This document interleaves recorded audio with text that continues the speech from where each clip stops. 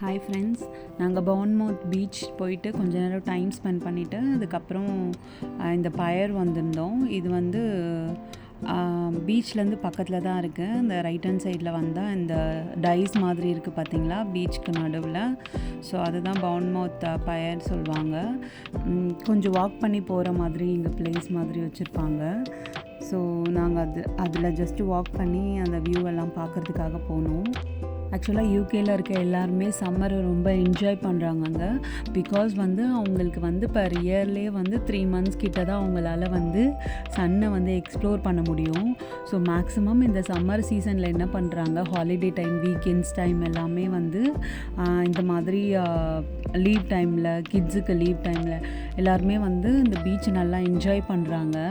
ஆக்சுவலாக அவங்க வந்து அவங்களுக்கு விட்டமின் டியே கிடைக்காது. பிகாஸ் இங்கே அந்தளவுக்கு சன் இல்லாததுனால அவங்களுக்கு அந்த விட்டமின் டி கிடைக்கணுன்றதுனால என்ன பண்ணுறாங்க, எல்லாருமே இந்த சன்ஸ்க்ரீன் அது எல்லாமே எடுத்துகிட்டு வந்து பாடி ஃபுல்லாக அப்ளை பண்ணிவிட்டு அவங்க நிறைய திங்ஸ்லாம் கொண்டு வராங்க. லைக் பெட்ஷீட்டு, மேட் அந்த மாதிரி கொண்டு வந்து அதை பீச்சில் போட்டு அதுக்கு மேலே அவங்க படுத்துட்டு இந்த சம்மரை வந்து அவங்க ரொம்ப என்ஜாய் பண்ணுறாங்க. கிட்ஸ் வச்சுருக்கவங்களாம் அந்த டென்ட் மாதிரி போட்டிருக்காங்க. அதில் நிறைய பெரிய பெரிய அம்ப்ரெல்லாஸ் கொண்டு வந்து அதுக்கு கீழே உட்காந்து என்ஜாய் பண்ணுறாங்க. ப்ளஸ் நல்லாவே அவங்க தண்ணியிலலாம் குளிக்கிறாங்க. கிட்ஸ் எல்லாருமே நல்லா ஸ்விம் பண்ண வைக்கிறாங்க. எல்லா வாட்டர் ஆக்டிவிட்டியும் எல்லாமே பண்ண வைக்கிறாங்க கிட்ஸ் எல்லாமே.